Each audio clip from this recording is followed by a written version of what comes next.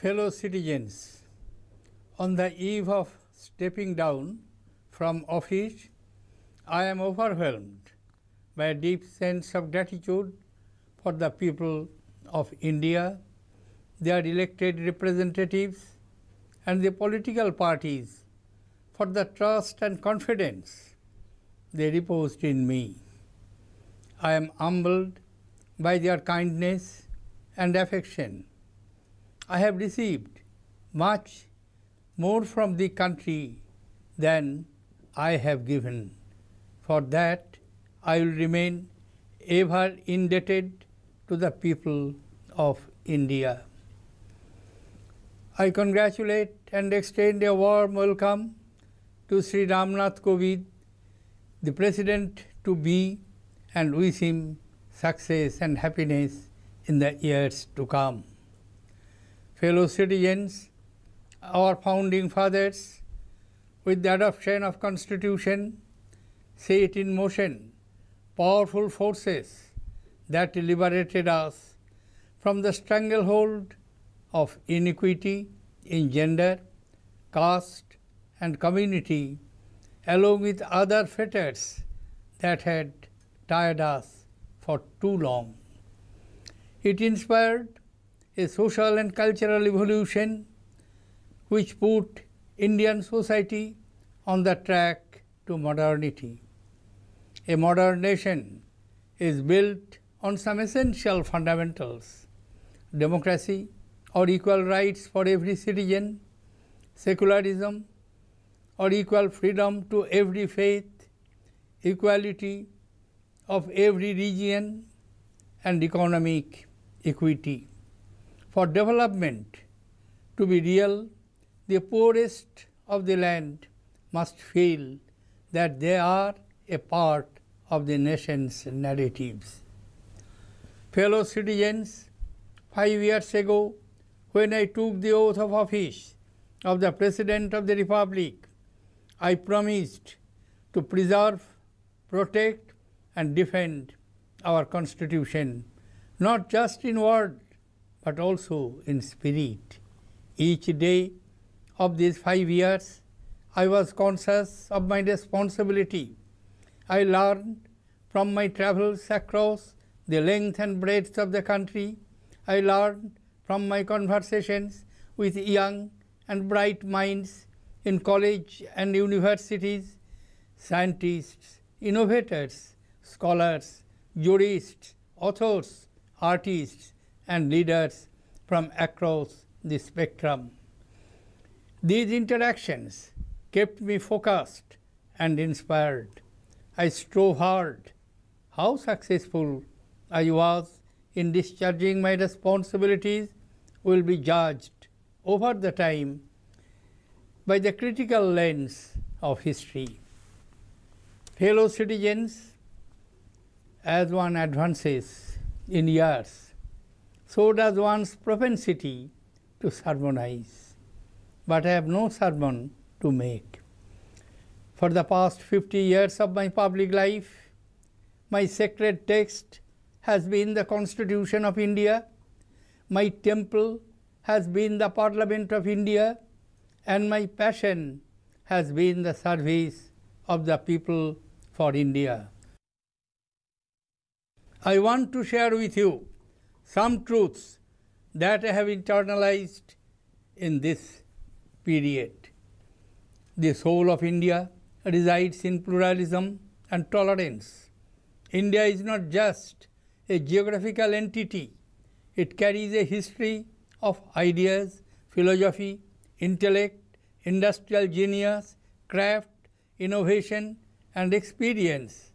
Plurality of our society has come about through assimilations of ideas over centuries. The multiplicity in culture, faith, and language is what makes India special. We derive our strength from tolerance. It has been part of our collective consciousness for centuries. There are divergent strands in public discourse. We may argue, we may agree, or we may not agree. But we cannot deny the essential prevalence of multiplicity of opinion. Otherwise, a fundamental character of our thought process will wither away. The capacity for compassion and empathy is the true foundation of our civilization. But every day we see increased violence around us. At the heart of this violence is darkness, fear, and mistrust. We must free our public discourse from all forms of violence, physical as well as verbal. Only a non-violent society can ensure the participation of all sections of the people, especially the marginalized and the dispossessed, in the democratic process. Power of non-violence has to be resurrected to build a compassionate and caring society. Protection of the environment is essential for our survival. Nature has been kind to us in its bounty, but when greed exceeds need, nature lets loose its fury. We often see some parts of India affected by devastating floods, while others reel under severe drought. Climate change has put farming sector under tremendous stress. Scientists and technologists have to work with millions of farmers and workers to revive the health of our soil, arrest the decline in water table, and restore the ecological balance.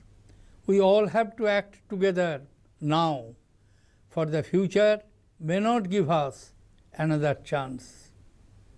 As I had said, on assuming the office of the President, education is the alchemy that can take India to its next golden age. A reordering of society is possible through the transformative power of education. For that, we have to upgrade our higher institutions of learning to world-class levels.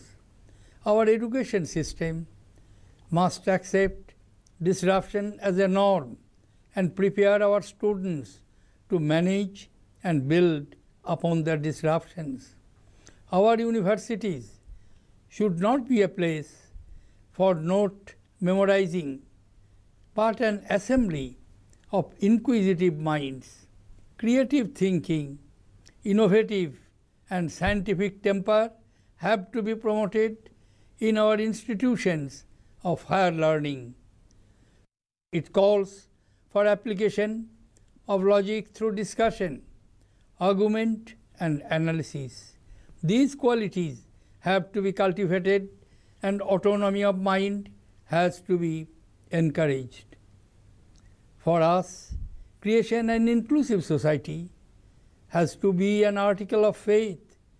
Gandhiji saw India as an inclusive nation where every section of our population lived in equality and enjoyed equal opportunity.